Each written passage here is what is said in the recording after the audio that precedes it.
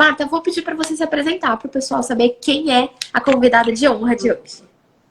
Eu me chamo Marta Magaldi, sou uma mulher negra, sou mãe de um menino de 10 anos, sou casada e sou farmacêutica. Marta, acho que vale a gente começar o bate-papo de uma maneira bem... Vamos pro básico. Vamos definir ali a coisa desde o começo para que a gente consiga seguir em frente e nivelar o nosso conhecimento. Então, a gente falou que vai falar sobre racismo, mas o que é o racismo? A gente tem que entender, primeiro, a gente precisa fazer alguns questionamentos, né? Eu entendo que a gente precisa se perguntar, o Brasil é um país racista? Então, partindo dessa premissa, a gente começa a definir o que é o racismo, né? O racismo, ele é usado como um conceito de uma teoria onde estabelece uma hierarquia entre raças, né? Onde a gente define quem tem a superioridade de raça, né? Uma crença dentro dessa superioridade de raça. Então, partindo dessa premissa, a gente define o que é o racismo dentro do Brasil, que é um sistema de opressão que nega a oportunidade de determinados grupos de acordo com a sua tonalidade de pele.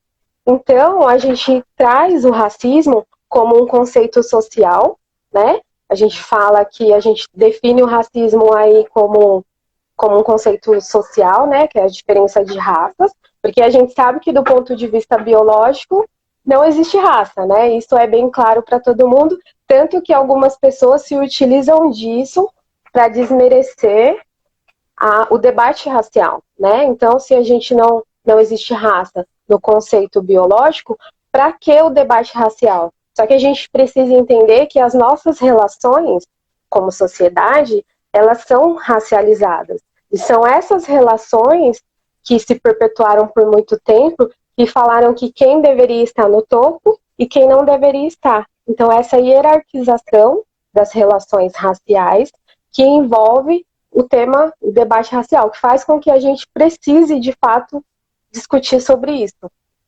Perfeito, perfeito. Acho que é uma discussão, enfim, super necessária, né? E a gente está vendo tudo que está acontecendo. Acho que a gente estava conversando um pouco antes, eu e a Marta, e a gente estava falando o quanto sim está na mídia, está nas redes sociais, toda essa questão do racismo, né? Acho que houve um levante muito forte por conta de acontecimentos recentes que a gente vai citar aqui, mas como é um tema muito anterior a isso, muito cotidiano, e como as discussões elas deveriam ser cotidianas, né? A gente já deveria ter feito essa conversa e todas as conversas que estão acontecendo há muito tempo e todos os dias, para que a gente tivesse condições de não estar nesse ponto hoje. Né? Então, eu acho que vale a gente pensar, Marta, você falou, puta, a gente precisa ver se o Brasil é um país racista, e sim, é um país racista. Mas da onde que vem esse racismo, de onde que vem esse olhar, quando a gente volta na nossa história? É muito interessante esse seu ponto de vista. A gente sempre tem que fazer essa analogia, né? Por que a gente considera o Brasil um país racista, apesar de todo o negacionismo de algumas pessoas? Quando a gente olha lá atrás, né, há 400 anos atrás, 433 anos atrás, que a gente pensa na concepção do Brasil e a gente pensa que o Brasil ele se estruturou dessa forma, com uma base extremamente racista. Quando a gente pensa em economia, quando a gente pensa em cultura, quando a gente pensa no contexto de estudo. Então, essa base, ela foi fundada em bases racistas. Quando a gente pensa lá na Princesa Isabel, no dia 14 de maio, dia da abolição da escravatura, né, a gente quando a gente aboliu a escravatura, trouxe a Princesa Isabel a fada sensata, como se diz nos dias de hoje.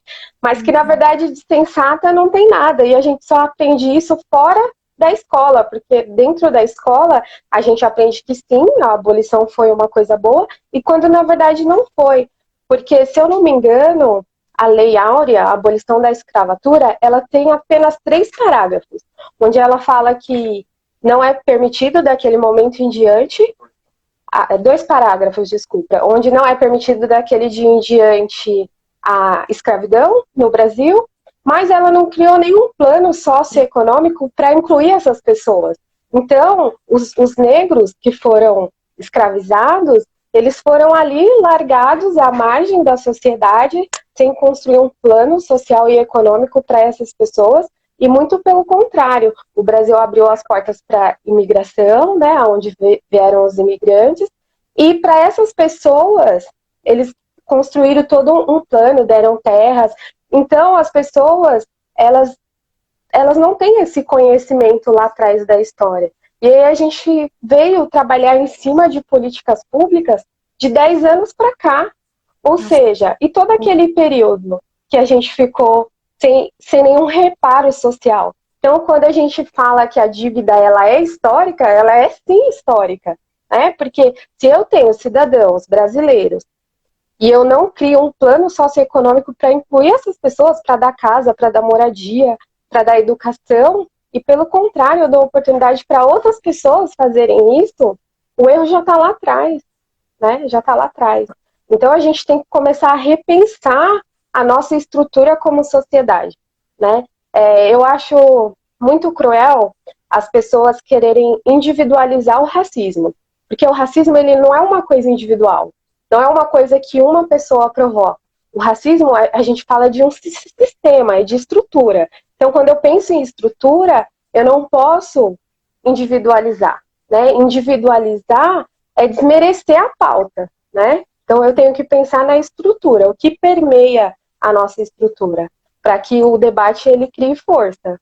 Então, é isso, pensar lá atrás. O que aconteceu lá atrás que faz com que a gente esteja nos dias de hoje? Por que hoje a nossa sociedade ela é assim?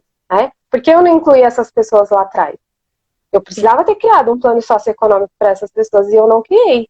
Então eu tenho que criar agora, eu tenho que dar oportunidade. Eu não posso fazer essas distinções por conta de cor de pele.